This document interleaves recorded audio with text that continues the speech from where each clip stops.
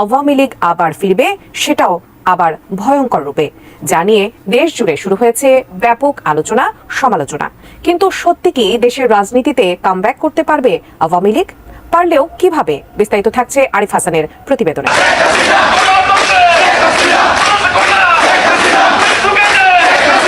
এই সরকার 7 মাস ক্ষমতা আসছে। ক্ষমতা আসার পরে এই সরকার আমরা দেখতে পাই এই 7 মাসের মধ্যে আইন শৃঙ্খলা পরিস্থিতির চরম অবনতি ঘটেছে এবং সেই পরিস্থিতির আরো চরম অবনতি ঘটেছে নারীর উপরে সহিংসতা। বাংলাদেশে না এলে সারা বাংলাদেশ আমরা আন্দোলন চালাম, এটা মিস নেই।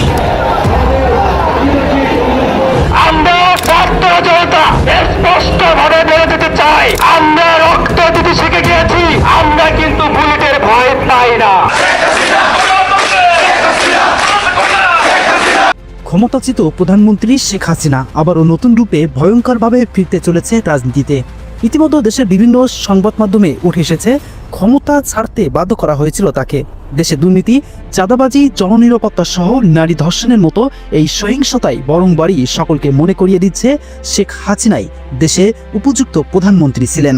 আমাদের যে আগে সরকার ছিল তার আমলে আমরা এত ভয়াবহ রূপ দেখিনি। আগে তো আমরা রাস্তায় বেরোতে পারতাম, বাট এখন হচ্ছে আমরা মেয়েরা মানে ওদের মেয়ে হিসেবে জন্মগ্রহণ করে কলঙ্ক মনে হচ্ছে যে বাংলাদেশের মতো একটা জায়গায় মেয়ে হিসেবে কেন জন্মালাম। এমন দেশে বাস করি আমরা যে আমাদের আইনের বাস্তবায়ন করতে আমাদের রাস্তায় নামতে হয়। তাহলে এই আইন আমাদের রেখে কি লাভ? আপনারা সংবিধান পরিবর্তন করে দিন। এই বাংলাদেশে যদি নারীদের কোনো সম্মান না থাকে, নারী নির্যাতন যদি আপনারা রোধ না করতে পারেন, তাহলে আপনারা এই বাংলাদেশকে নারী মুক্ত করে দেন। কি করবেন যে একটা মেয়ে একটা ছেলে তো নিরাপত্তা আপনারা দিতে পারেন নাই, তো আপনার সন্ত্রাস প্রশাসন কিছু নাই। ডাকাতি হলো পুলিশের কাছে গেলে এখানে যাও, ওখানে যাও, এখানে যাও, নাই আমাদের নিরাপত্তা নাই। গতকাল দেশের প্রধান কিছু গণমাধ্যম সহ ইন্ডিয়ার টাইমলাইন্স ম্যাগাজিনেও উঠে এসেছে খুব শীঘ্রই শেখ হাসিনা দেশে ফিরছে সসম্মানে প্রধানমন্ত্রী হিসেবে। এবং সেই সাথে এক টেলিফোন বার্তায় সাবেক ওই প্রধানমন্ত্রী শেখ হাসিনা নিজেই এই বিষয়টি নিশ্চিত করেছেন। দেশে ফিরতে পারবো ইনশাল্লাহ। প্রত্যেকটা পরিবারের যা যা লাগে সব সহায়তা আমি দেবো, আর হত্যাকারীদের বিচারও করবো। বোধহয় ওই জন্যই বোধহয় আল্লাহ বাঁচিয়ে রেখেছে আমাকে, সেটাই আমি মনে করি। কাজে আমি এটুকু তাদেরকে কথা দিতে পারি যে এই ধরনের অপরাধে যারা জড়িত, ষড়যন্ত্রের সাথে জড়িত এবং এখন পর্যন্ত দেশকে যারা জঙ্গির দেশে পরিণত করে একের পর এক মানবাধিকার লঙ্ঘন করে যাচ্ছে, তাদের বিচার বাংলা মাটিতে হবে। এছাড়াও দেশের বিভিন্ন নারীরা ইতিমধ্যে গণমাধ্যমে জানিয়েছেন নারীর নিরাপত্তায় সর্বোচ্চ কার্যকারী ভূমিকা রেখেছিল সাবেক প্রধানমন্ত্রী শেখ হাসিনা। বর্তমান সময়ে এমন অবস্থা হবে জানলে কখনোই ওই আন্দোলনে যোগদান করতাম না। জুলাইয়ের আন্দোলনে যাই, পিছন দিয়ে গন্ডগোল হয়েছিল ভাই, তখন মনে হয়েছিল এই বুঝি শেষ, বাপ ভাইয়ের সাথে আর দেখা হবে না, মার সাথে আর দেখা হবে না, শেষ, দেশের জন্য জীবনটা দিলাম আর কি।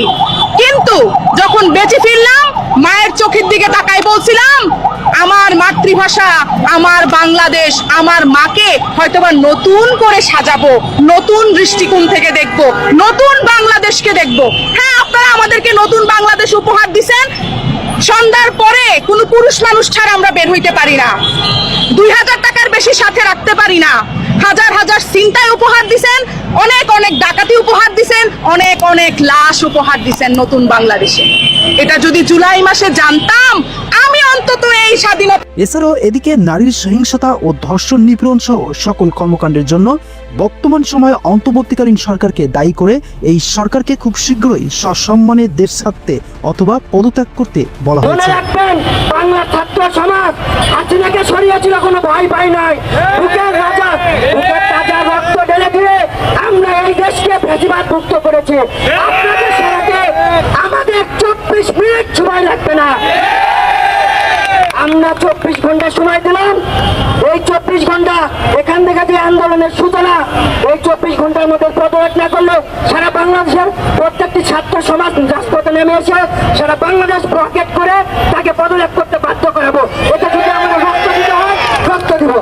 অনেক বড় বড় লেখা লিখতেন ফেসবুকে, এখন তো রাষ্ট্রীয় দায়িত্বে আছেন, কই বিচার, কই কই সে? আমরা তো সেই সংস্কৃতি থেকে বের আসতে পারি না স্যার। আমি আজকের এই সমাবেশ থেকে আপনাকে আহ্বান করছি, যদি আপনি এই যে জুলাইয়ের খুনিদের, এই দর্শকদের দৃষ্টান্তমূলক শাস্তি না দেখাতে পারেন জাতির সামনে, আপনি স্যার দয়া করে পদত্যাগ করেন। তবে এদিকে সর্বশেষ এক ব্রিটিশ গণমাধ্যমে অন্তর্বর্তীকালীন সরকার প্রধান উপদেষ্টা ডক্টর মোহাম্মদ ইউনূস নিজের ব্যর্থতা অকপটে স্বীকার করেছেন। আমাকে যে দায়িত্ব দিও, দেশ চালানোর দায়িত্ব দিও, তাতে বিন্দুমাত্র অভিজ্ঞতা নেই। আমি তো কারো কোনোদিন এই ধরনের কাজে ছিলাম না। তো কাজে কি আমি আপনার- যদি পারি ওরাও পারবে, এটাই আমার ভরসা ছিল।